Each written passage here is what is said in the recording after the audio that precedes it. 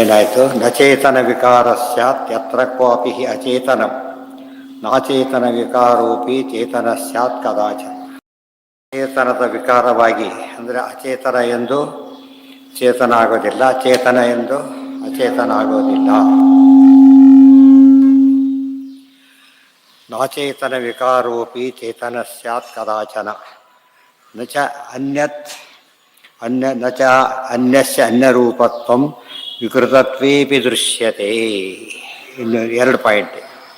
ಒಂದನೇದು ಚೇತನ ಅಚೇತನ ಆಗೋದಿಲ್ಲ, ಅಚೇತನ ಎಂದೂ ಚೇತನ ಆಗೋದಿಲ್ಲ. ಎರಡನೇದು ನ ಚ ಅನ್ಯಸ್ಯ ಅನ್ಯರೂಪತ್ವಂ ವಿಕೃತತ್ವೇಪಿ ದೃಶ್ಯತೆ. ಒಂದು ವಸ್ತು ಇನ್ನೊಂದು ವಸ್ತು ಆಗೋದೇ ಇಲ್ಲ. ಇನ್ನೊಂದು ಪಾಯಿಂಟ್.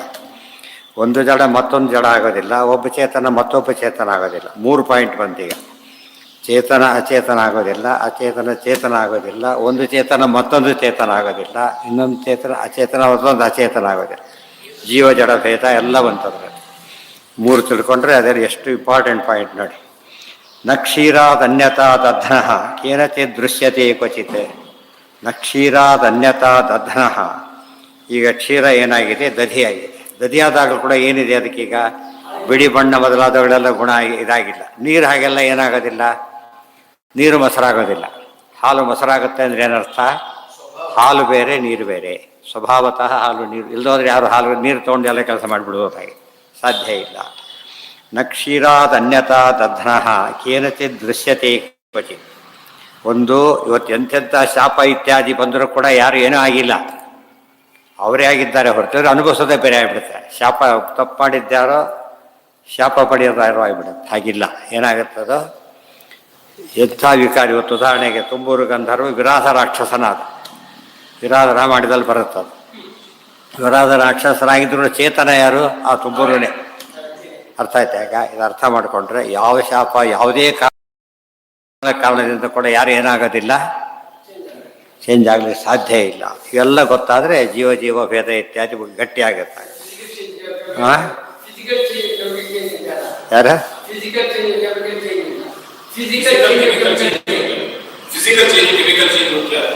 ಅದೇ ಹೇಳ್ತಿರೋದು.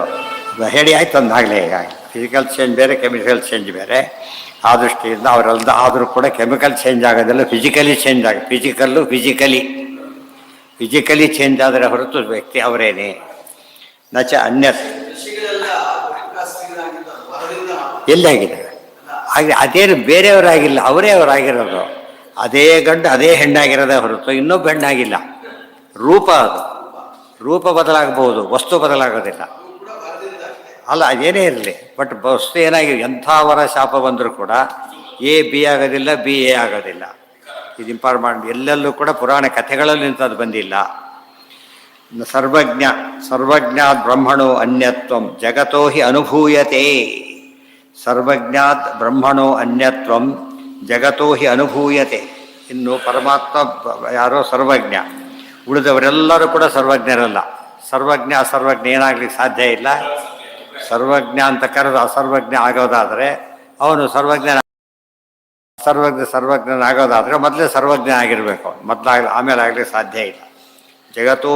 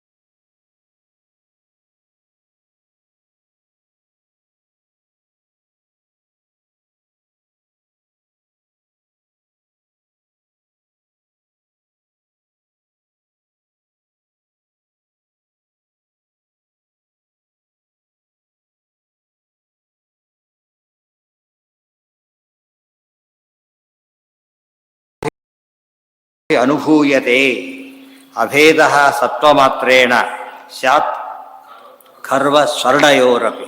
ನೋಡಿ ಅವೆಲ್ಲ ಇಲ್ಲ, ಇದು ಸತ್ಯ ಅದು ಸತ್ಯ, ಆದ್ದರಿಂದ ಎರಡೂ ಒಂದೇ. ಇದು ಆತ್ಮ ಅದು ಆತ್ಮ ಎರಡೂ ಒಂದೇ. ಇದು ಸತ್ಯ ಅದು ಸತ್ಯ ಎರಡೂ ಒಂದೇ ಅಂದ್ರೆ ಏನರ್ಥ? ಜಡ ಜಡ ಭೇದ ಇಲ್ಲ ಅಂತ. ಈ ಚೇತನ ಆ ಚೇತನ ಒಂದೇ ಅಂದ್ರೆ ಏನರ್ಥ? ಚೇತನ ಭೇದ ಇಲ್ಲ ಅಂತ ಅರ್ಥ. ಅದಕ್ಕೆ ಹೇಳ್ತಾರೆ ಸಾಧ್ಯ ಇಲ್ಲ. ಅಭೇದ ಸ್ವತ್ವ ಮಾತ್ರೇಣ ಸ್ಯಾತ್ ಸರ್ವ ಸ್ವರ್ಣ ಕರ್ಮಯೋರಪಿ. ಹಾಗಿದ್ರೆ ಅದೇ ಹೇಳ್ತಿರೋದು, ಆಗೋದಿಲ್ಲ ಅಂತ ಹೇಳಿದರು. ಒಬ್ಬ ಜೀವ ಇನ್ನೊಬ್ಬ ಜೀವನೇ ಆಗೋದಿಲ್ಲ, ಬ್ರಹ್ಮ ಹೇಗಾಗ್ತಾನೆ? ಅದು ಇಂಪಾರ್ಟೆಂಟ್ ಪಾಯಿಂಟ್. ಒಬ್ಬ ಜೀವ ಮತ್ತೊಬ್ಬ ಜೀವನ ಆಗಲಿಕ್ಕೆ ಸಾಧ್ಯ ಇಲ್ಲ. ಅಂಥವತ್ತಲ್ಲಿ ಏನಾಗೋದಿಲ್ಲ? ಬ್ರಹ್ಮನಾಗಲಿ ಎಲ್ಲರ ಸಾಧ್ಯತೆ ಇದೆಯಾ? ಇವತ್ತು ಯಾರೋ ಒಬ್ಬ heart student MBBS first attempt ಕೂತ್ಕೊಂಡು ಮಾಡಿದ್ರೆ ಸಾಧ್ಯ ಇದೆಯಾ? ಮತ್ತೆ MBA ಓದ್ಬೇಕಷ್ಟೆ ಮೊದಲಿಂದ ಅವನು. ಸಾಧ್ಯ ಇದೆಯಾ? ಸಾಧ್ಯ ಇಲ್ಲ.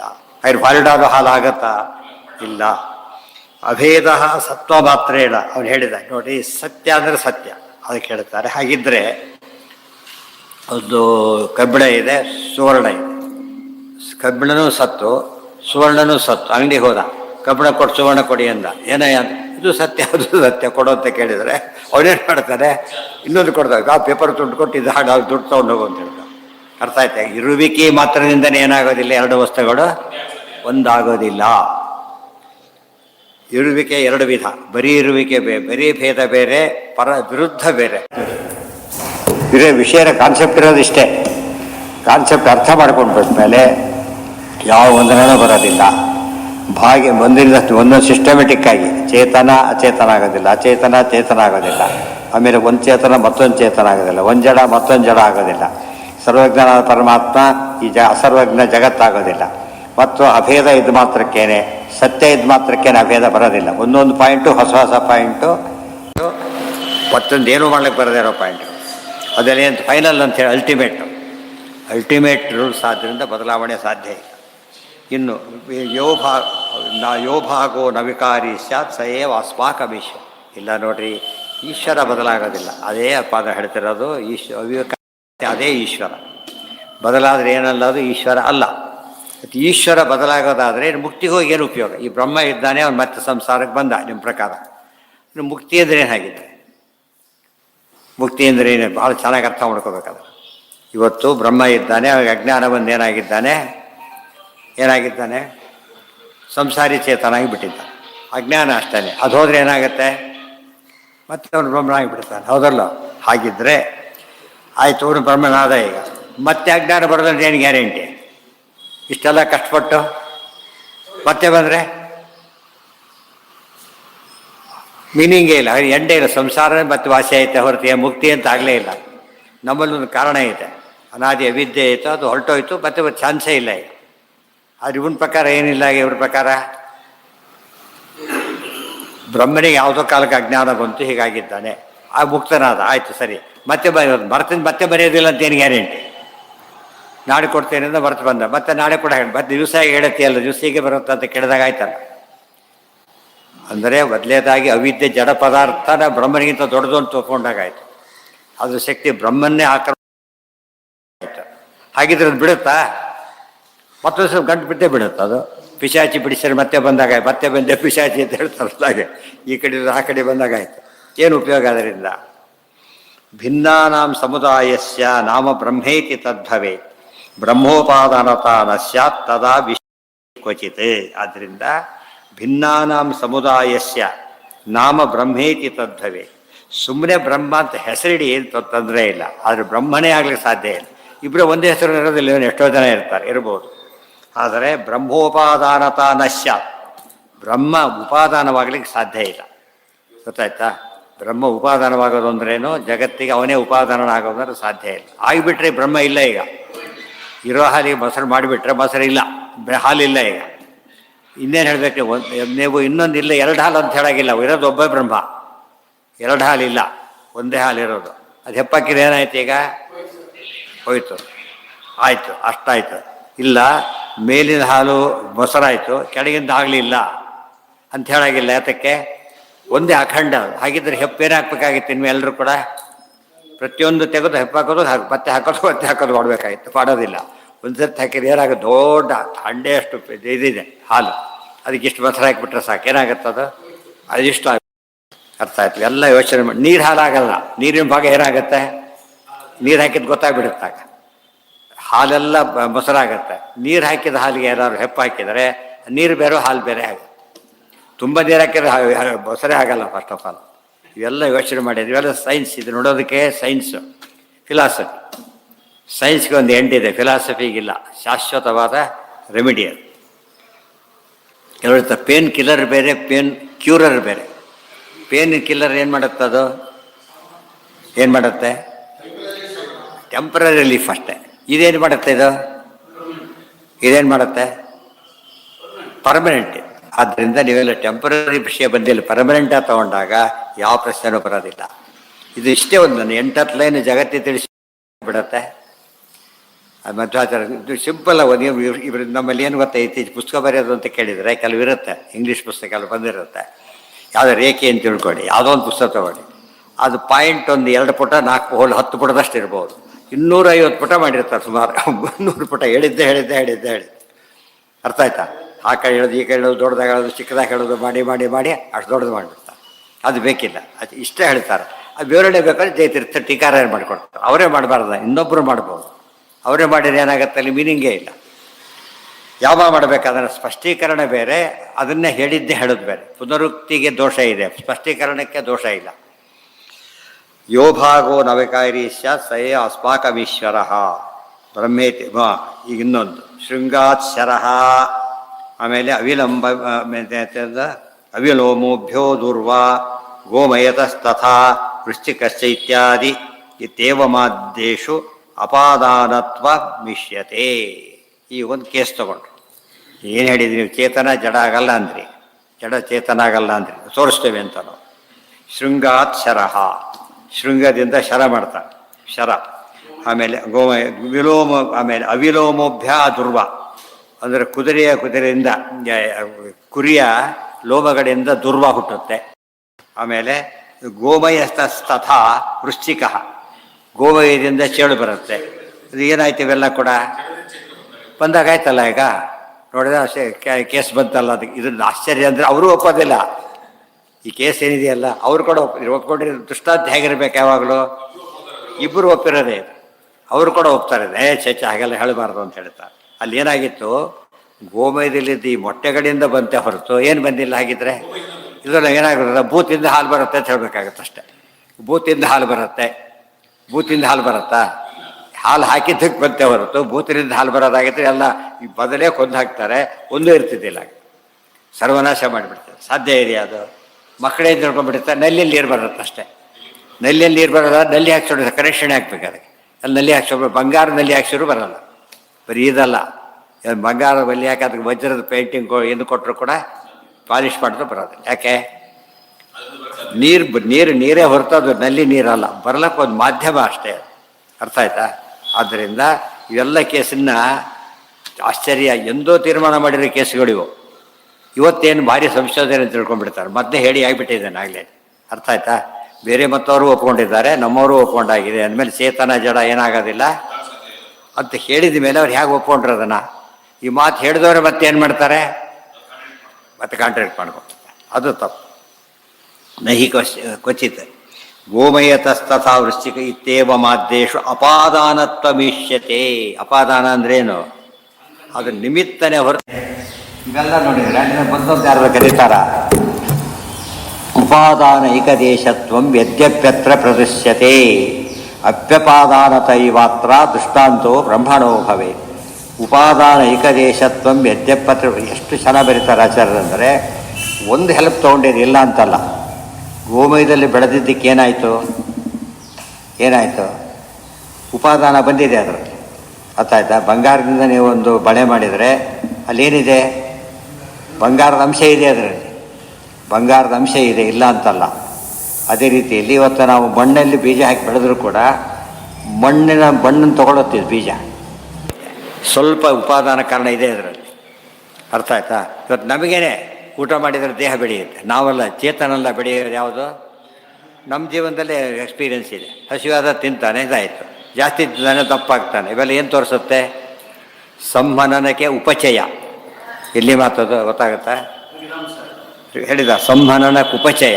ನಾವು ತಿಂದಿದ್ದೇನಾಗುತ್ತೆ? ಸಂಹನನ ಅಂದರೆ ಶರೀರ ಉಪಚಯ ಕೂಡ. ಊಟ ಮಾಡಿ ಮಾಡಿ ಚಿಕ್ಕ ಮಗು ದೊಡ್ಡದಾಗೋದಿಲ್ಲ. ಉಪಾದಾನತ್ವ ಇದೆ ಅದಕ್ಕೆ. ಆದರೆ ಏನಿದೆ? ಮೇಲಿ ನಿಮಿತ್ತ ಕಾರಣ, ಮೇನಿರೋ ನಿಮಿತ್ತ ಕಾರಣ ಎರಡಿದೆ ವ್ಯಕ್ತಿಯಲ್ಲಿ. ಚೇತನ ಇದೆ, ಜಡ ಇದೆ.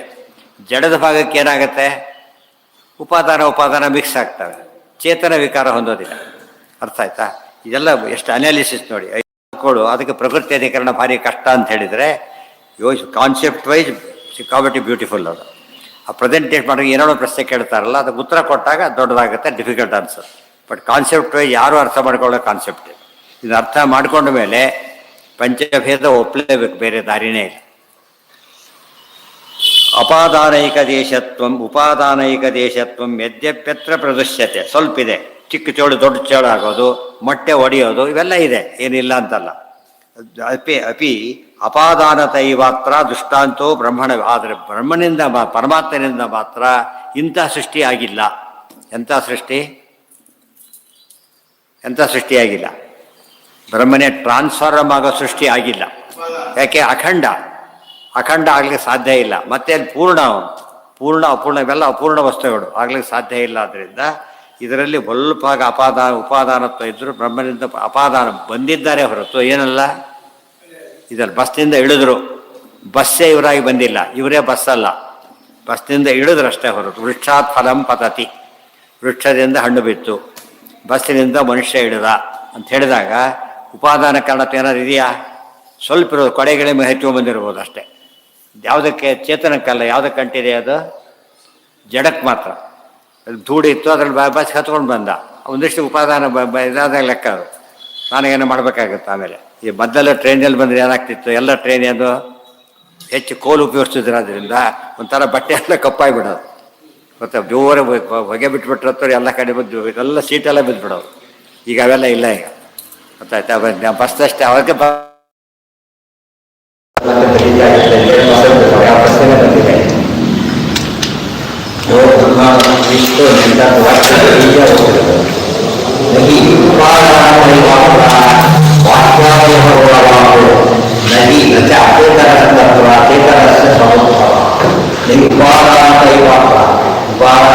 ಕೊಡೋದಿಲ್ಲ.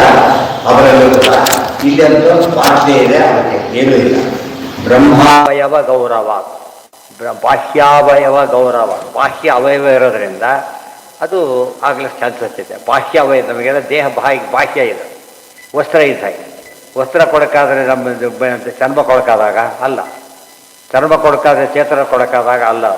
ಆ ಥರ ವ್ಯತ್ಯಾಸ ಇದೆ. ಇಲ್ಲ ಪ್ರಶ್ನೆನೇ ಬರೋದಿಲ್ಲ. ಅಚೇತನ ತತ್ರ ಚೇತನಸ್ಯ ಸಮುದ್ಭವ. ಒಟ್ಟಿನ ಮೇಲೆ ಅಚೇತನದಿಂದ ಚೇತನ ಅಲ್ಲಿ ಹುಟ್ಟಿಲ್ಲ. ಸಗಣಿಯಿಂದ ಕೇಳು ಬರೋದು ಎಲ್ಲ ಕೂಡ ಏನಲ್ಲ ಅಂದರೆ ಹುಟ್ಟಿಗೆ ಅದೇ ಕಾರಣ ಅಲ್ಲ. ಉಪಾದಾನ ಹಾಕಿರೋದು ಚಿಕ್ಕ ಬೀಜ ದೊಡ್ಡ ಮರ ಆಯಿತು. ಚಿಕ್ಕ ಬೀಜ ದೊಡ್ಡ ಮರ ಆಯಿತು, ಆಲದ ಮರ. ಆ್ಯಕ್ಚುಲಿ ಏನು ಬೀಜನೇ ಆಲದ ಮರ ಚೇತನ ಅಂತ ತುಂಬ್ಕೊಂಡ್ಬಿಟ್ಟಿದೆ. ಆದರೆ ಉಪಾದಾನ ಯಾವುದು ಅಂದರೆ ಬೆಳೆದು ಮೇಲೆ ಆಯಿತು. ಉಪಾದಾನ ದೊಡ್ಡ ಮರ ಆಯಿತು ಅಷ್ಟೇ ಹೊರತು ಏನಾಗಲಿ. ಚೆನ್ನಾಗಿ ಬೆಳೆಸ್ತಾರೆ ಗಿಡಗಳನ್ನು, ದೊಡ್ಡದೇ ಬೆಳೆಯುತ್ತದೆ. ಸೊ ಚೆನ್ನಾಗಿ ಬೆಳೆಸೋದು ಏನಾಗುತ್ತದೋ ಹೀಗಿರೋದು. ಹೇಳ್ತಾರೆ ನ್ಯೂಟ್ರಿಷನ್ ಕಡಿಮೆ ಆಗಿಬಿಟ್ರೆ ಎಷ್ಟೋ ರೋಗ, ಮಕ್ಕಳಿಗೆ ಪಾಪ ರೋಗ ಬಂದ್ಬಿಡೋದು. ತುಂಬ ಬಡತನ ಇದ್ದವರಿಗೆ ಕೊಡ್ಲಿಕ್ಕಾಗೋದಿಲ್ಲ. ಆದ್ದರಿಂದ ಏನೋ ರೋಗ ಬರೋದು. ಯಾಕೆ? ಸರಿಯಾಗಿ ಅವ್ರಿಗೆ ಆಹಾರ ಸಿಕ್ಕಿಲ್ಲ. ಅಂದರೆ ಅದು ಅಂಥದ್ದು ದೇಹಕ್ಕೆ ಮಾತ್ರ ಉಪಾದಾನ ಬಾಗಿದೆ ಹೊರತು ಯಾವುದಕ್ಕಲ್ಲ, ಚೇತನಕ್ಕಲ್ಲ. ಉಪಾದಾನತೆಯ ಕಿಂ ತರ್ಹಿ ಅಪಾದಾನಂ ಹಿ ಅಚೇತನಂ ಕಾರ್ಯದೇಹಗತಸ್ಯ ಚೇತನಸ್ಯ ಪ್ರದೃಶ್ಯತೆ. ಈ ನಮಗೆ ಬಂದರೆ ಈಗ ನಮ್ಮ ದೇಹ ಇದೆ. ಉಪಾದಾನತೆಯ ಕಿಂ ತರ್ಹಿ ಅಪಾದಾನಂ ಹಿ ಅಚೇತನಂ. ಅಚೇತನ ಏನಾಗುತ್ತೆ ಗೊತ್ತಾ? ಚೇತನದಿಂದ ಉಪಾದಾನ ಆಗಲಿಲ್ಲ, ಅಪಾದಾನ ಆಯಿತು. ಅದಕ್ಕೆ ಏನ್ಬೋದು? ಸತ್ತು ಹೋದ್ರು ಏನರ್ಥ? ದೇಹ ಇದೆ, ದೇಹವೇ ಅವನಾಗಿದ್ದರೆ ಆ ಬಾಯಿ ಸಂಸ್ಕಾರ ಮಾಡಿಬಿಟ್ಟು ದಹನ ಮಾಡಿಬಿಟ್ರೆ ಅವ್ನು ಕೊಲೆ ಕೇಸ್ ಹಾಕಬೇಕಿತ್ತು ಅವನ ಮೇಲೆ. ಡೆಡ್ ಬಾಡಿ ಸಂಸ್ಕಾರ ಮಾಡಿದಾಗ ಏನು ಮಾಡ್ತಾರೆ? ಮಕ್ಕಳೇ ಮಾಡಬೇಕು. ಮಕ್ಕಳ ತಂದೆನ ಕೊಂದಾಗಾಯ್ತು. ಈಗ ಆ ಪಾಪ ಅಂತ ಕೇಸ್ ಹಾಕಿದಾಗ ನೋಡಿದ್ದೀರಾ ನೀವೀಗ? ಡೆಡ್ ಅದಕ್ಕೇನು ಸರ್ಟಿಫೈ ಮಾಡಕ್ಕೋಗ್ರು ಏನು ಡೆಡ್ ಅಂತ ಆಮೇಲೆ ಯೋಚನೆ ಇಲ್ಲ, ಪೋಸ್ಟ್ ಮಾರ್ಟಮ್ ಮಾಡಬೇಕಾಗುತ್ತೆ ಸರ್. ಸರ್ಟಿಫೈ ಮಾಡಿಬಿಟ್ಟಿದ್ರೆ ಏನಾಗೋದಿಲ್ಲ, ಕಾಜಿ ಮಾಡ್ಬೋದು, ಬಟ್ ಡೆತ್ ಅಂಬೋದ್ರ ಬಗ್ಗೆ ಗ್ಯಾರಂಟಿ. ಆ ಅರ್ಥದಲ್ಲಿ ಉಪಾದಾನತೆಯ ಕಿಂ ತರ್ಹಿ ಅಪಾದಾನಮ್ಮಿ ಅಚೇತನ. ಅಚೇತನ ಅಪಾದಾನ ಆಗಿದೆ ಹೊರತು ಸಗಣಿ ಅಪಾದಾನ ಹೊರತು ಏನಲ್ಲ, ಉಪಾದಾನ ಅಲ್ಲ, ಪಾರ್ಟ್ಲಿ ಉಪಾದಾನ. ಆದರೆ ಕುಂಬಾರ ಮಾಡಿದಾಗ ಪಾರ್ಟ್ ಕೂಡ ಬಂದಿಲ್ಲ, ಕುಂಬಾರನ ಕೈ ಸ್ವಲ್ಪ ಆ ಕಡೆ ಹೋಗೋದು ಏನೂ ಆಗಿಲ್ಲ ಅದರಲ್ಲಿ, ಅವನ ಬಾಡಿ ಯಾವ ಭಾಗನೂ ಮಿಕ್ಸ್ ಆಗಿಲ್ಲ ಯಾವುದರಲ್ಲಿ ಗಡಿಗೆಯಲ್ಲಿ. ಆ ರೀತಿ ಸ್ವಲ್ಪ ದಿವಸ ಕುಂಬಾರ ಏನಾಗ್ಬಿಡ್ತಿದ್ದ, ಮಿಕ್ಸ್ ಆಗೋದಾಗಿದ್ದರೆ ಹೋಗೇ ಬಿಡ್ತಿದ್ದ. ಮುದುಕ ಕುಂಬಾರ ಅಂತ ಇರ್ತಾನೆ ಇರಲಿಲ್ಲ, ಅಟೆಂಡ್ ಪೂರ್ಣ ಡಿಸಾಲ್ವ್ ಆಗಿಬಿಡ್ತಾ ಇತ್ತು, ಆಗಿಲ್ಲ. ಬ್ರಹ್ಮನಿಂದ ಚೇತನದಿಂದ ಚೇತನ, ಅಚೇತನದಿಂದ ಅಚೇತನ ಅಂತ ಹೇಳಿದಾಗ ಇಲ್ಲೂ ಕೂಡ ಅಷ್ಟೇ, ತಂದೆ ಇದ್ದಾನೆ, ಮಗ ಇದ್ದಾನೆ, ಇಬ್ಬರು ಚೇತನನೇ. ಆದರೆ ಉಪಾದಾನ ಆಗಿದ್ದು ಯಾವುದೋ ಅವನ ದೇಹದಿಂದ ಇವನು ದೇಹ ಬಂದಿದೆ ಹೊರತು ಅವನಿಂದ ಇವನು ಬಂದಿಲ್ಲ, ಅವನ ನಿಮಿತ್ತ ಕಾರಣ, ಇದು ಉಪಾದಾನ ಕಾರಣ. ಅರ್ಥ ಆಯ್ತಾ? ತಂದೆ ಮಗನಿಗೆ ತಂದೆಯಲ್ಲಿರೋ ಚೇತನ ಮಗದಲ್ಲಿರೋ ಚೇತನಕ್ಕೆ ಏನಾಯ್ತದೋ ನಿಮಿತ್ತ ಆಯ್ತೆ ಹೊರತು ಏನಲ್ಲ, ಉಪಾದಾನ ಅಲ್ಲ. ಅವನ ಬಾಡಿ ಇವನ ಬಾಡಿ ಏನಾಗಿದೆ ಅದಕ್ಕೆ ಬ್ಲಡ್ ಟೆಸ್ಟ್ ಎಲ್ಲ ಮಾಡಿದಾಗ ಮ್ಯಾಚ್ ಆಗುತ್ತೆ. ಯಾಕೆ ಅವನ ಮಗನಾಗಿದ್ದರಿಂದ DNA ಟೆಸ್ಟ್ ಎಲ್ಲ ಮಾಡ್ತಾರಲ್ಲ, ಕನ್ಫರ್ಮ್ ಆಗುತ್ತೆ ಅಷ್ಟೇ, ಬೇರೆಯವರು ಆಗೋ ಚಾನ್ಸಸ್ ಇರೋದಿಲ್ಲ. ಇಷ್ಟರ ಮಟ್ಟಿಗೆ ಉಪಯೋಗ ಆಗುತ್ತೆ ಹೊರತು ವ್ಯಕ್ತಿನೇ ಅವರು ಅಂತ ಆಗೋದಿಲ್ಲ. ಈ ತಂದೆ ಸತ್ತಾಗ ಮಗ ಸತ್ತ ಅಂತಾನೋ, ಮಗ ಸತ್ತ ತಂದೆ ಸತ್ತ ಅಂತಾನೋ ಕರೀಲಿಕ್ಕೆ ಸಾಧ್ಯ ಇಲ್ಲ. ಯಾಕೆ ಇಬ್ಬರು ಏನವರು ಬೇರೆ ಬೇರೆ. ಸತ್ಯ ಚರ್ಚೆ ಅಭವದಿತಿ ಕಾರ್ಯ ದೇಹಗತಸ್ಯ ಚೇತನಸ್ಯ ಪ್ರದೃಶ್ಯತೆ. ಕಾರ್ಯ ದೇಹ ಇದೆ, ಕಾರ್ಯ ದೇಹಕ್ಕೆ ಉಪಾದಾನತ್ವ ಇದೆ, ತಂದೆ ದೇಹ, ತಾಯಿ ದೇಹ ಇದೆ. ಆದರೆ ಏನಲ್ಲ, ಆದರೆ ರಿಸೆಂಬ್ಲೆನ್ಸ್ ಬರೋದು ಅವೆಲ್ಲ ಕಾಣುತ್ತೆ, ನೋಡೋ ದೃಷ್ಟಿಯಿಂದಲೇ ಇವ್ರ ಮಗ ಅಂತ ನೋಡೋದಕ್ಕೆ ಹೇಳಕ್ಕೆ ಬರುತ್ತೆ ಸಾಮಾನ್ಯವಾಗಿ. ಎಲ್ಲ ಸರ್ಚ್ ಆಗದೆ ಹೋದರೂ ಸುಮಾರಾಗಿ ಒಂದಿಬ್ಬರಿಗೆ ಏನಿರುತ್ತೆ, ಒಂದಲ್ಲ ಒಂದು ರೀತಿಯಲ್ಲಿ ಅದು ಉಪಾದಾನ ಇರೋದ್ರಿಂದ, ದೇಹದ ಉಪಾದಾನದಿಂದ ಆ ಥರ ಬಂದಿದೆ, ಇಲ್ಲೋದ್ರಿರೋದಿಲ್ಲ. ಸತ್ಯ ತ್ಯಚ್ಚ ಅಭವದಿತಿ ನಾಶ್ಯ ವಿಶ್ವತ್ವ ಮುಚ್ಯತೆ. ಆದ್ದರಿಂದ ಪರಮಾತ್ಮ ಈ ಸತ್ ಬ್ರಹ್ಮ ಜಗತ್ತನ್ನು ಸೃಷ್ಟಿ ಮಾಡಿದ ಅಂದರೆ ಈ ರೀತಿ ಸೃಷ್ಟಿ ಅಲ್ಲ. ಯಾವ ರೀತಿ ಸೃಷ್ಟಿ ಅಲ್ಲ, ಮಣ್ಣು ಗಡಿಯಾಗ ರೀತಿ ಸೃಷ್ಟಿ ಅಲ್ಲ. ತತ್ಸೃಷ್ಟ ಇತಿ ಗಿರೈವಾಸ್ಯ ಪೂರ್ವಂ ವಿಶ್ವಸ್ಯ ಸಿದ್ಧಿತ. ಇನ್ನೊಂದು ವಾಕ್ಯ ಕೊಡ್ತಾರೆ, ಪರಮಾತ್ಮ ಏನು ಮಾಡಿದ, ಎಷ್ಟು ಚೆನ್ನಾಗಿ ಪ್ರತಿಯೊಂದು ಮಾತುಗಳು ಕೂಡ ಅಷ್ಟ ಅಪೂರ್ವ. ಏನು ಹೇಳ್ತಾರೆ ನೋಡಿ, ಆಯ್ತಪ್ಪ ಬ್ರಹ್ಮ ಸೃಷ್ಟಿ ಮಾಡಿದ, ಕುಂಬಾರ ಗಡಿಗೆ ಸೃಷ್ಟಿ ಮಾಡಿದ, ಪರಮಾತ್ಮ ಜಗತ್ ಸೃಷ್ಟಿ ಮಾಡಿದ. ನಿಮ್ಮ ಉಪಾದಾನ ಅಂತ ಅವರಿಗೆ ಉಳಿದವರಿಗೆಲ್ಲ ಅನ್ವಯ ಆಗೋದು, ಉಪಾದಾನ ಕಾರಣ ಹೇಳೋರಿಗೆ. ಉಪಾದಾನ ಕಾರಣ ಹೇಳ್ತೀಯಲ್ಲ, ಹಾಗಿದ್ದರೆ ಮುಂದೆ ವಾಕ್ಯ ಏನಿದೆ ಗೊತ್ತಾ, ತತ್ಸೃಷ್ಟ ತದೇವಾನುಪ್ರಾವಿಶತ್. ಸೃಷ್ಟಿ ಮಾಡಿದ ಜಗತ್ತೊಳಗೆ ತಾನು ಪ್ರವೇಶ ಮಾಡಿದ. ಅರ್ಥ ಆಯ್ತಾ? ಈಗ ತಾನೇ ಉಪಾದಾನ ಆಗಿಬಿಟ್ಟಿದ್ರೆ ಅವನಿಲ್ಲೇ ಇಲ್ಲ, ಈಗ ಏನು ಮಾಡೋಂಗಿಲ್ಲ. ಈಗ ಮಣ್ಣು ಗಡಿಗೆ ಒಳಗೆ ಪ್ರವೇಶ ಮಾಡಿತ್ತು, ತಾನು ಇಲ್ಲ, ಯಾಕೆಂದ್ರೆ ಉಪಾದಾನ ಚೇಂಜ್ ಆಗಿಬಿಟ್ಟಿದೆ. ಅದು ಕುಂಬಾರ ದೊಡ್ಡ ಗಡಿಗೆ ಮಾಡಿ ಕೂತಬೇಕಾದ್ರೆ, ಚಿಕ್ಕ ಗಡಿಗೆಯಲ್ಲಿ ಸಾಧ್ಯ ದೊಡ್ಡ ಗಡಿಗೆ ಕೂಡ್ಬೋಬೇಕಾದ್ರೆ, ಅದೇನಲ್ಲ ಅವನಾಗಿದ್ದರೆ ಚೇಂಜ್ ಆಗಿಬಿಡ್ತಿದ್ದ, ಹಾಗೇ ಇಲ್ಲ. ಅದಕ್ಕೆ ಶ್ರುತಿ ಹೇಳ್ತಾ ಇದೆ, ತತ್ ಸೃಷ್ಟ ತದೇವ ಅನುಪ್ರಾವಿಶತ್. ಅಂದರೆ ಮನೆ ಗಟ್ಟಿಸ್ತಾ ಗೃಹ ಪ್ರವೇಶ ಮಾಡಿದ. ಮನೆ ಅವನು ಒಂದೇನಾ? ಅಲ್ಲ, ಜಗತ್ತು ಇದು ಒಂದೇ ಅಲ್ಲ. ತತ್ಸೃಷ್ಟ ಇತಿ ಗಿರೈವಾಸ್ಯ.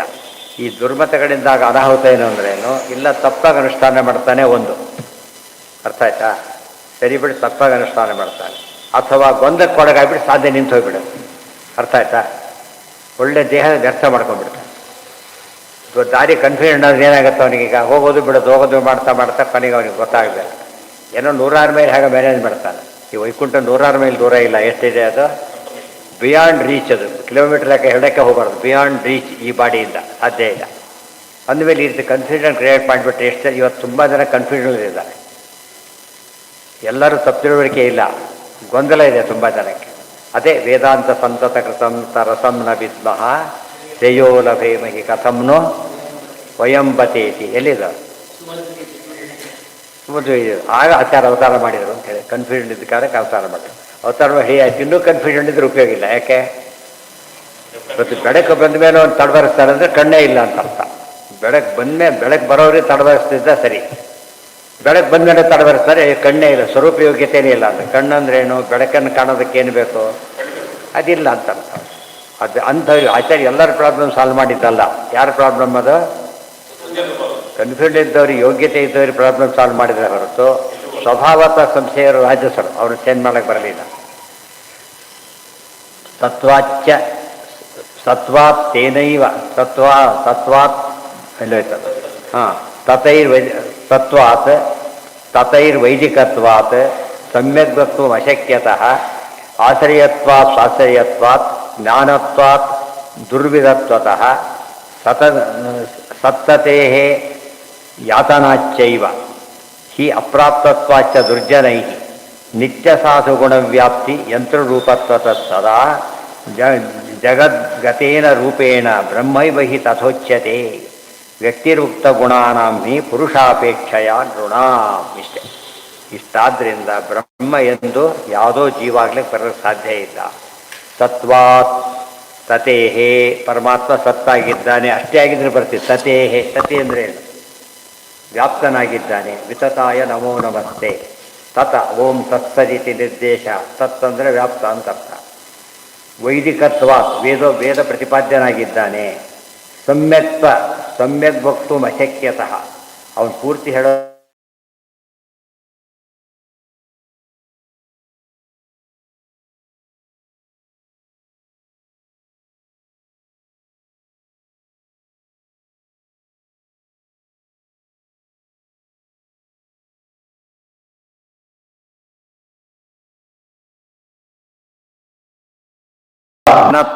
ಮತ್ತು ಜ್ಞಾನಪೂರ್ಣನಾಗಿದ್ದಾನೆ. ದುರ್ವಿಧತ್ವತಃ ಪೂರ್ತಿ ತಿಳಿಯೋಕ್ಕಾಗೋದಿಲ್ಲ ಅವನನ್ನು. ಸತ್ತತೇಹೇ ಯಾತನಾಚ್ಚೈವ ಹಿ ಅಪ್ರಾಪ್ತತ್ವಾಚ್ಚ ದುರ್ಜನೈ. ಸಜ್ಜನರಿಗೆ ಮಾತ್ರ ಸಿಗ್ತಾನೆ, ದುರ್ಜನರಿಗೆ ಸಿಗೋದೇ ಇಲ್ಲ. ನಿತ್ಯ ಸಾಧುಗುಣ ವ್ಯಾಪ್ತಿ ಯಂತೃ ಸ್ವರೂಪತ್ವ ನಿತ್ಯ ಸಾಧುಗುಣ ವ್ಯಾಪ್ತಿ ಯಂತೃ ರೂಪತ್ವತಃ ಸದಾ. ಪರಮಾತ್ಮ ನಿತ್ಯದಲ್ಲೂ ಸತ್ಯ ಅಂದರೆ ಸದ್ಗುಣಪೂರ್ಣ, ವ್ಯಾಪ್ತ ಸರ್ವತ್ರ ವ್ಯಾಪ್ತ, ನಿಯಾಮಕ ಇಂಥ ರೂಪ ಹೊಂದಿರೋದ್ರಿಂದ ಈ ಜಗತ್ತೇ ದೇವರಾಗ್ಲಿಕ್ಕೆ ಸಾಧ್ಯ ಇಲ್ಲ. ಜಗತ್ತೆಲ್ಲ ಆಪೋಸಿಟ್ ಇದಕ್ಕೆ, ಸ್ವತಂತ್ರ ಅಸ್ವತಂತ್ರ ಶುರುವಾಗತ್ತೆ. ಅದೆಲ್ಲ ತಿಳ್ಕೊಂಡ್ರೆ ಐಕ್ಯಕ್ಕೂ ಅವಕಾಶ ಇಲ್ಲ. ಹಾಂ, ಸತ್ತಂದರೆ ಸತ್ತು, ತೆತ್ಯ ಅಂದರೆ ವಿಕಾರ, ಸತ್ಯನ ವಿಕಾರ. ಜಗದ್ಗತೇನ ರೂಪೇಣ ಬ್ರಹ್ಮೈವ ಹಿ ತಥೋಚ್ಯತೆ ವ್ಯಕ್ತಿರುಕ್ತ ಗುಣಾನಾಂ ಹಿ ಪುರುಷಾಪೇಕ್ಷೆಯ ನೃಣಾಂ. ಜಗದ್ಗತೇನ ರೂಪೇಣ ಬ್ರಹ್ಮೈವ, ಪರಮಾತ್ಮ ಜಗತ್ತಿನ ಒಳಗಿದ್ದಾನೆ ಒಪ್ರಿ, ಆದರೆ ಜಗತ್ತೇ ಆಗಿಲ್ಲ, ಆಗ್ಲಿಕ್ಕೆ ಸಾಧ್ಯವೂ ಇಲ್ಲ, ಆಗೋದಿಲ್ಲ. ವ್ಯಕ್ತಿರುಕ್ತ ಗುಣಾನಾಂ ಹಿ ಪುರುಷಾಪೇಕ್ಷೆಯ ನೃಣಾಂ ಅಭವದಿತ್ಯಾದ್ಯ ಪ್ರಯೋಗಶ್ಚಾತ್ರ ಯುಜ್ಯತೆ. ಭವೇತ್ ಅಭವೇತ್ ಯುಜ್ಯತೆ. ಯತಕ್ಕೆ ತಸ್ಮಾದ್ ಅಶೇಷಕರ್ತೈಕೋ ನಿರ್ವಿಕಾರೋ ರಮಾಪತಿ. ಅದರಿಂದ ಅಶೇಷಕರ್ತ ಯಾರು ಅಂದರೆ ಪರಮಾತ್ಮ. ಅವನೇನಂತ ಹೇಳಿದ್ದ, ಉತ್ತರ ಕೊಡಬೇಕು. ಅವನೇ ಹೇಳಿದ್ದ ಪ್ರತಿವಾದಿ, ಮರಿಬಾರ್ದು. ಪ್ರತಿವಾದಿ ವಾದ ಏನಿತ್ತು? ಯಾವ ಅಧಿಕರಣ ಇದು? ಪ್ರಕೃತಿ ಅಂತಾಗಿತ್ತು. ಅವನು ಅಲ್ಲ, ಪರಮಾತ್ಮ ಅಂತ ಹೇಳಿದ. ಮುಖ್ಯ ಕಾರಣ ಜಗತ್ತಿಗೆ ಯಾರಲ್ಲ? ಪ್ರಕೃತಿ ಅಲ್ಲ. ಯಾರ ಕಾರಣ? ಪರಮಾತ್ಮ ಕಾರಣ. ಉದಾಹರಣೆ, ಮಣ್ಣಿನ ರಾಶಿ ಆಗಿಬಿಟ್ರೆ ಮನೆ ಆಗಿಬಿಡುತ್ತಾ? ಮಣ್ಣಿನ ರಾಶಿ ಮನೆ ಆಗತ್ತೆ? ಆಗೋದಿಲ್ಲ. ಯಾಕೆ? ಯಾರು ಬೇಕು ಅದಕ್ಕೆ? ಒಬ್ಬ ಚೇತನ ಬೇಕು. ಮನೆ ನೋಡಿದ ತಕ್ಷಣ ಯಾರು ಕಟ್ಟಿದ್ರು ಅಂತ ಹೇಳ್ತಾರೋ ಇಲ್ವಾ? ಓ ಅದೇ ಆಗಿಬಿಡುತ್ತಾ, ಪರವಾಗಿಲ್ಲ ಅಂತ ಯಾರು ಅಂದವ್ರು ನೋಡಿದ್ದೀರಾ? ಒಬ್ಬರಾದ್ರೂ ಕೂಡ ಅಕಸ್ಮಾತ್ ಕೇಳಿದ್ರೆ ಏನಂತಾರೆ? ತಿಳುವಳಿಕೆ ಇಲ್ದವನು ಅಂತ ಹೇಳ್ತಾರೆ ಹೊರತು ಒಪ್ಪೋದಿಲ್ಲ. ಅದು ಒಂದು ಹನಿ ನೀರು ಬಿದ್ದರೂ ಕೂಡ ಯಾರೋ ಹಾಕಿರ್ಬೇಕು. ಒಂದು ಹನಿ ಬಿತ್ತು ಅಂತ ತಿಳ್ಕೊಳ್ಳೋಣ. ಇಲ್ಲಿ ನೋಡ್ತಾನೆ ಸೋರಿಲ್ಲ, ಅಲ್ಲಿ ನೋಡಿದ್ರೆ ಆಗಿಲ್ಲ, ಏನೋ ಒಂದಿದ್ದಾರೆ ಹಾಕಿದಾನಷ್ಟೇ. ಅದೇ ಬಿತ್ತು ಅಂತ ಹೇಳಕ್ ಸಾಧ್ಯ ಇದೆಯಾ? ಇಲ್ಲ. ಅಂತ ಜೋರು ಮಳೆ ಸುರಿಯುತ್ತಲ್ಲ, ಅದು ಅದೇ ಬರುತ್ತಾ? ಆಗಿದ್ರೆ ಇಲ್ಲ. ನಮಗೆ ಬರೀ ಟ್ಯಾಪ್ ನೋಡಿದವರಿಗೆ ಟ್ಯಾಪಲ್ಲಿ ನೀರು ಬರುತ್ತೆ ಅನ್ಕೊಂಡ್ಬಿಡ್ತಾರಲ್ಲ, ಹಾಗೆ ಅಲ್ಲ. ಮೇಲೆ ಸಪ್ಲೈ ಇದೆ, ಆ ಕಡೆ ಸಪ್ಲೈ ಮಾಡಿದ್ರೆ ಬರುತ್ತೆ, ಅಷ್ಟೇ ಬರೋದಿಲ್ಲ. ಇದ್ರಿಗೆ ಗೊತ್ತಾ? ನಮಗೆ ಕಾಣೋದಲ್ಲ. ಇವತ್ತು ಯಾರು ಸಪ್ಲೈಯರ್ ನೋಡ್ತೀವಿ ಹೋಗಿ ನಾವು. ನೋಡಿದ್ದೀರಾ ಒಬ್ಬರಾದ್ರು ಬಿಡೋ ಹೊತ್ತಿನಲ್ಲಿ ನೀರನ್ನ ನೋಡಿದ್ದೀರಾ? ಇಲ್ಲೇ ಇಲ್ಲ. ಆದ್ರೆ ನಮಗೇನು ಗೊತ್ತು? ಅವ್ನು ಬಿಟ್ಟರೆ ಬರ್ತಿದ್ರೆ ಬರೋದಿಲ್ಲ, ಇಷ್ಟು ಗೊತ್ತಾಗ್ಬಿಟ್ಟು. ಅದೇ ರೀತಿ ಮಳೆ ಕೂಡ ಏನದು, ಇದೇನು ಭಾರಿ ನೀರಲ್ಲ ಇದು. ಇಷ್ಟು ನೀರಿಗೇನೆ ಒಬ್ಬ ವ್ಯವಸ್ಥೆ ಮಾಡೋನು ಬೇಕು. ಮಳೆ ನೀರು ಅಂದರೆ ಸಾಮಾನ್ಯ ನೀರು. ಅದು ಮನುಷ್ಯ ಕಂಟ್ರೋಲ್ ಮಾಡೋಕ್ಕೆ ಸಾಧ್ಯ ಇಲ್ಲ. ಇನ್ನಲ್ಲಿ ನಿಲ್ಲಿಸಕ್ಕೆ ಬರತ್ತಾ? ಅಲ್ಲಿ ಬರೋದೇ. ಸಪ್ತತೆ ಜಗದ್ಗತೇನ ರೂಪೇಣ ಬ್ರಹ್ಮೈವ ಹಿ ತಥೋಚ್ಯತೆ. ಎಲ್ಲಾದರೂ ಜಗತ್ತನ್ನೇ ದೇವರು ಅಂತ ಕರೆದ್ರೆ ಜಗತ್ತು ದೇವರಲ್ಲ, ಜಗತ್ತಿನೊಳಗೆ ದೇವರಿದ್ದಾನೆ ಅಂತ. ಲೋಟನೇ ಹಾಲಲ್ಲ, ಲೋಟದೊಳಗೆ ಹಾಲಿದೆ ಅಂತ ಅರ್ಥ ಅಷ್ಟೇ. ಭವೇದ್ ಅಭವದಿತ್ಯಾದ್ಯ, ಆದ್ದರಿಂದ ಇವೆಲ್ಲ ಕೂಡ ಪ್ರಯೋಗ ಆ ರೀತಿ ತಿಳ್ಕೋಬೇಕು. ತಸ್ಮಾದ್ ಅಶೇಷಕರ್ತ ಏಕೋ ನಿರ್ವಿಕಾರೋ ರಮಾಪತಿ, ಅದ್ರ ಅಶೇಷಕರ್ತ ಒಬ್ಬನೇ ಹೊರತು ಯಾರಲ್ಲ, ಪರಮಾತ್ಮ. ಅವನೇ ಯಾರು, ನಿರ್ವಿಕಾರ. ನಿರ್ವಿಕಾರ ಅಂತ ಹೇಳಿದ್ರಿಂದ ಎಂದು ಟ್ರಾನ್ಸ್ಫಾರಮ್ ಆಗಿಲ್ಲ. ಇಷ್ಟು ಓದಿಬಿಟ್ರೆ ಇಡೀ ತತ್ವಶಾಸ್ತ್ರದ ವಿಮರ್ಶೆ ಮಾಡಿದಾಗಾಯ್ತು. ಶಬ್ದೈ ಪ್ರಕೃತಿರಿತ್ಯಾದ್ಯೈ ಸ್ತ್ರೀಲಿಂಗೈರಭಿಧೀಯತೆ, ಆ ವಿಷಯ ಮುಗಿತೀಗ. ಇನ್ನೊಂದು ವಿಷಯ ಶುರುವಾಯಿತು. ಏನು ವಿಷಯ ಶುರುವಾಯಿತು ಅಂದರೆ, ಅದಿರಬಹುದು ಪ್ರಕೃತಿಯನ್ನು ಸ್ತ್ರೀಲಿಂಗದ ಶಬ್ದ, ನಿಮ್ಮ ಪರಮಾತ್ಮ ಎಂಥವನು ಪುಲ್ಲಿಂಗ ವಸ್ತುತಃ, ಬ್ರಹ್ಮ ನಪುಂಸಕ ವಾಚ್ಯನಾಗ್ಬೋದು ಅಷ್ಟೇ, ಸ್ತ್ರೀಲಿಂಗದ ಹೇಳ್ಬೋದು ಅಷ್ಟೇನೆ. ಆದರೆ ಪ್ರಕೃತಿ ಅಂತಿದೆಯಲ್ಲ ಅಲ್ಲಿ ಅಂತ ಕೇಳಿ ಹೇಳ್ತಾರೆ, ಹಾಗಲ್ಲ. ಅದಕ್ಕೆ ಉತ್ತರ ಶಬ್ದೈ ಪ್ರಕೃತಿರಿತ್ಯಾದ್ಯೈ, ಇದು ಅನ್ಯತ್ರ ಪ್ರಸಿದ್ಧವಾದ ಶಬ್ದ ಅಲ್ಲ, ಅನ್ಯತ್ರೈವ ಪ್ರಸಿದ್ಧವಾದ ಶಬ್ದ. ಅನ್ಯತ್ರ ಏವ ಅಂದ್ರೇನು, ಈ ದುಃಖಿ ಅನ್ನೋದು ದುಃಖಿಯಲ್ಲೇ ಪ್ರಕೃತವಾದ್ದು, ದೇವರಲ್ಲಲ್ಲ. ಅದನ್ನ ಕೂಡಿಸಿದಾರಲ್ಲ, ಹಾಗೆ ಇಲ್ಲಿ ಪ್ರಕೃತಿ ಶಬ್ದ ಇದ್ರೂ ಕೂಡ, ಸ್ತ್ರೀಲಿಂಗ ಇದ್ರೂ ಕೂಡ ಆ ಪರಮಾತ್ಮನ ರೆಫರೆನ್ಸ್ ಹೊರತು ಬೇರೆ ಅಲ್ಲ. ಪರಮಾತ್ಮನಿಗೆ ಸ್ತ್ರೀರೂಪನೂ ಇದೆ, ಆದ್ರಿಂದ ಸಮಸ್ಯೆನೇ ಇಲ್ಲ. ಬಹುಶ್ಯಾಪಿತಿ ತಸ್ಯೈವ ಹಿ ಉಕ್ತ ಮಾರ್ಗೇಣ ಯುಜ್ಯತೆ, ಆದ್ರಿಂದ ಏನು ಸಮಸ್ಯೆ ಇಲ್ಲ. ಪ್ರಕೃತಿಗೆ ಮಾತಾಡೋದಕ್ಕೆ ಬರೋದಿಲ್ಲ. ತತ್ತದ್ಗತೇನ, ಇವರೆಲ್ಲ ಕೆಲವು ಮತ ಯಾತಕ್ಕೆ ಪ್ರಸಾರ ಬಂದು ಗೊತ್ತಾ, ಸಾಂಖ್ಯಾದಿ ಮತಗಳು. ಪ್ರಕೃತಿನೇ ಎಲ್ಲ ಕಾರಣ ಅಂದರು. ನೋಡಿದ್ರೆ ಅನ್ಸುತ್ತೆ ಅವು ಕರೆಕ್ಟ್ ಹೇಳ್ಕೊಂಡ್ಬಿಟ್ರು. ಬಟ್ ಏನು ಕಾರಣ ಆಗಿಲ್ಲ, ಪ್ರಕೃತಿ ನಿಯಾಮಕ ಇದ್ದಾರೆ ಅಂತ ಅರ್ಥ ಆಗಲಿಲ್ಲ ಅವ್ರಿಗೆ. ಅವರು ಯಾವ ನಿಯಾಮಕ ಕಾಣಬೇಕಾಗಿಲ್ಲ, ಇವ್ರೇಂತ ಕಾಣೋದಿಲ್ಲ ಆದ್ರೆ ಇಲ್ಲ ಅಂತ ತಿಳ್ಕೊಂಡ್ಬಿಟ್ರು. ಅದು ದೊಡ್ಡ ತಪ್ಪು ಮಾಡಿಕೊಂಡ್ರು. ಇದು ಅಸುರರು ವಿಷಯ ಬಿಟ್ಟುಬಿಡಿ, ಎಲ್ಲರೂ ಅಸುರರಲ್ಲ, ತಪ್ಪು ತಿಳ್ಕೊಂಡರು ಅಸುರರಲ್ಲ. ಏನು ತಪ್ಪು ತಿಳುವಳಿಕೆ ಬಂದಿದೆ ಅವರಿಗೆ, ಯಾಕೆ ಅಂದರೆ ಸರಿಯಾಗಿ ತಿಳ್ಕೊಳ್ಳೋ ಅವಕಾಶ ಸಿಕ್ಕಿಲ್ಲ ಅಷ್ಟೇ. ಅದು ಸಿಕ್ಕ ಚೇಂಜ್ ಆಗಿಬಿಡ್ತಾರೋ. ಇವ್ರು ಹಾಗಲ್ಲ, ಅಸುರ ಏನು ಮಾಡ್ತಾರೋ, ಅವರು ಏನ್ ಮಾಡಿ ಬಿಡೋದೆ, ಆ ದುರಾಗ್ರಹ ಇರುತ್ತೆ. ಆದರೆ ಎಲ್ಲರೂ ಅಸುರರು ಅಂತ ಕರಿಬಾರ್ದು. ಇರೋಕೆ ಇವತ್ತು ತುಂಬ ಮತದವರು ಇದ್ದಾರೆ ಅಂತ ತಿಳ್ಕೊಬೇಡ. ಅದರಲ್ಲಿ ಎರಡು ಬರೀ ಮತವನ್ನಾಗಿ ತಾನೇ ಫಾಲೋ ಮಾಡೋದು, ಇನ್ನೊಬ್ರಿಗೆ ಹೇಳಿದೆ ಫಾಲೋ ಮಾಡಿಬಿಟ್ರೆ ಏನು ಡೇಂಜರಸ್ ಅಲ್ಲ, ಮುಂದೆ ಉದ್ಧಾರ ಆಗೋ ಚಾನ್ಸ್ ಇದೆ. ಬಟ್ ಅವನೇನು ಒಳ್ಳೆ ವ್ಯಕ್ತಿನೇ, ತಪ್ಪು ತಿಳ್ಕೊಂಡು ಹೇಳಿಬಿಟ್ಟ, ಅವನು ಹೋಗ್ಬಿಟ್ಟ, ಆ ತಪ್ಪು ಫಾಲೋ ಮಾಡ್ತಾ ಇರ್ತಾ, ಅದು ಪ್ರಾಬ್ಲಮ್ ಆಗುತ್ತೆ. ಅರ್ಥ ಆಯ್ತಾ ಈಗ? ಅದನ್ನ ನಾವು ಭಾಳ ವಿಮರ್ಶೆ ಮಾಡಬೇಕು. ಎಷ್ಟೋ ಸರ್ತಿ ನಾವೇನು ಮಾಡ್ತೀವಿ, ಕೆಲವು ವಿಷಯ ನಾವು ಕನ್ಫ್ಯೂಸ್, ಇನ್ನು ನಿಶ್ಚಯ ಮಾಡಿಲ್ಲ ಹೇಳೋಕ್ಕಾಗಲ್ಲ ಅಂದ್ರೆ ತಪ್ಪಲ್ಲ. ಅದು ತಪ್ಪು ಹೇಳಿಬಿಟ್ರೆ ಕಮಿಟ್ಮೆಂಟ್. ಅದು ಯಾವುದೋ ಮುಹೂರ್ತ ಇಲ್ಲ, ಮುಹೂರ್ತ ಇದೆ ಅಂತ ಹೇಳಿಬಿಟ್ಟ, ಮದುವೆ ಹಾಗೆ ಹೋಗ್ಬಿಡ್ತು ಅಥವಾ ಉಪನಯನ ಹಾಗೆ ಹೋಗ್ಬಿಡುತ್ತೆ. ಆಮೇಲೆ ನೋಡ್ತಾನೆ ತಪ್ಪದು. ಏನು ಮಾಡ್ಬೇಕಾಗ, ಆ ರೆಸ್ಪಾನ್ಸಿಬಿಲಿಟಿ ಬರಬೇಕಾಗ ಅವ್ರು ಇನ್ನೊಂದ್ಸತ್ತ ಕೇಳಕ್ಕೆ ಬಂದ್ರೆ ಮುಖ ತೆಗಿಸ್ಬೇಕಾಗತ್ತೆ. ಅದಕ್ಕೆ ಈಗ ಹೇಳ್ಕೊಟ್ರಿ ಬೇರೆಯವ್ರು ಅಲ್ಲ ಅಂತ ಏನು ಮಾಡ್ತೀರಿ, ಏನು ಮಾಡ್ತಾರೆ, ತಪ್ಪೇ ಅರ್ಥಾತ್ ಒಬ್ಬರಿಗೆ ಹೇಳಿದ್ದಕ್ಕಿದು. ಜನರಲ್ ಆಗಿ ಮುಹೂರ್ತ ಹೇಳ್ಬಿಟ್ಟು ಎಷ್ಟು ಸಾವಿರಾರು ಜನ ಮಾಡ್ಬಿಟ್ಟು ಎಷ್ಟು ತಪ್ಪು, ಪಾಪ ಜಾಸ್ತಿ ಆಗುತ್ತೆ. ಅದನ್ನು ಒಂದು ಸ್ಕೂಲ್ ಆಫ್ ಸ್ಟಾರ್ಟ್ ಮಾಡ್ಕೊಂಡ್ಬಿಟ್ರು ಅಂತ ಸ್ಟ್ರೀಮ್ ಹೋಗ್ತಾನೆ ಇದೆ. ಆ ರೀತಿ ಮಾಡಬಾರ್ದು.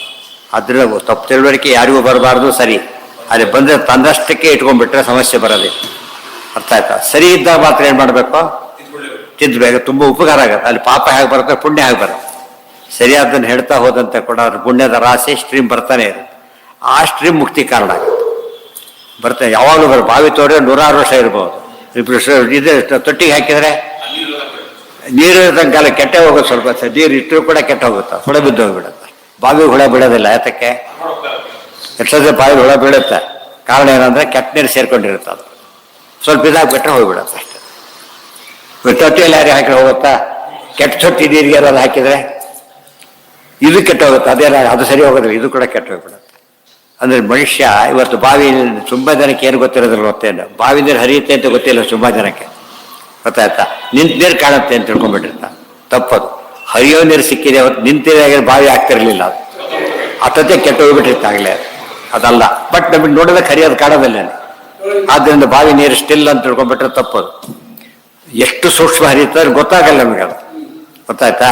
ಅದು ಈಗ ಹೋಗ್ತಾನೇ ಇರುತ್ತೆ. ಅದು ಸ್ವಲ್ಪ ಹೊತ್ತು ಕ್ಲಿಯರ್ ಆಗಿಬಿಡುತ್ತೆ. ಅದು ಸರಿ ಇಲ್ಲದೆ ಹೋದ್ರೆ ಮಳೆ ಹೇಳೇ ಬರಲಿಲ್ಲ, ಸರಿ ನಿಂತೋಯ್ತು ಅಷ್ಟೇ. ಇದು ಅಲ್ಲಿ ಹೇಗೆ ಬಾವಿ ನಿಂತ ನೀರು ತಪ್ಪು ತಿಳ್ಕೊತಾರೋ, ಜಗತ್ತು ತನ್ನಿಷ್ಟ ನಡೆಯುತ್ತೆ ಇರೋದು ಆ ತಪ್ಪಾಗಿದೆ. ಅದು ಹರಿಯೋದು ಗೊತ್ತಾಗ್ತಾ ಇಲ್ಲ ಅಷ್ಟೇ ಹೊರತು ಅದು ನೀರು ಇರಲೇಬೇಕು, ಹರಿಲೇಬೇಕು. ಜಗದ್ಗುರುತ್ವೇನ ರೂಪೇಣ ಬ್ರಹ್ಮವಹಿ ತಥೋಚ್ಯತೆ, ಅದೆಲ್ಲ ಆಯ್ತಲ್ಲ. ತತ್ತದ್ಗತೇನ ರೂಪೇಣ ತದರ್ಥಮ್ಯ ಶ್ರದ್ಧ ಜಗತ್ ಎಚ್ಚ ಅವಿಕೃತಮೇವೈಕಂ ಬ್ರಹ್ಮ ವಿಶ್ವಾತ್ಮನಾಭುಷ. ಅದು ಪರಮಾತ್ಮ ಏನು ಮಾಡ್ತಾನೆ, ಮನುಷ್ಯನಷ್ಟೇ ಸೃಷ್ಟಿ ಮಾಡಿ ಉಪಯೋಗ ಆಗಲಿಲ್ಲ. ಯಾಕಂದ್ರೆ ಬೆಳೆಯೋಕ್ಕೆ ಜಾಗ ಬೇಕು. ನೋಡಿಕೊಳ್ಳೋ ವ್ಯವಸ್ಥೆ ಸೃಷ್ಟಿ ಸಂಬಂಧಪಟ್ಟದ್ದೆಲ್ಲ ಅಡಿಗೆ ಅಂದ ತಕ್ಷಣ ಏನಾಯ್ತು, ಸಮಾರಾಧನೆ ಅಂದ ತಕ್ಷಣ ಜನ ಅಡಿಗೆ ಊಟ ಎಲ್ಲ ಒಂದು ದೊಡ್ಡ ಪ್ರೋಸೆಸ್ ಶುರುವಾಗ್ಬಿಟ್ಟು ಆ ಪ್ರೋಸೆಸ್ ಪರಮಾತ್ಮ ಶುರು ಮಾಡ್ದ. ಬಟ್ ತಾನು ಹೇಗಿದ್ದಾನೆ, ತಾನು ಹಾಗೇ ಇದ್ದಾನೆ. ಎಷ್ಟೇ ಖರ್ಚು ಮಾಡಿ ಓನರ್ ಆದರೂ ಓನರ್ರೇ ಅವನೇ. ಅವನೇನಾಗಿಲ್ಲ, ವಿಕಾರ ಹೊಂದಿಲ್ಲ. ಅವನು ಚೇತನ ವಿಕಾರ ಹೊಂದಕ್ಕೆ ಬರೋದಿಲ್ಲ. ಸುಸ್ಥಿಗಿಸ್ತಾಗ್ಬೋದು ದೇಹಕ್ಕೆ, ಅವನಿಗೆಲ್ಲ.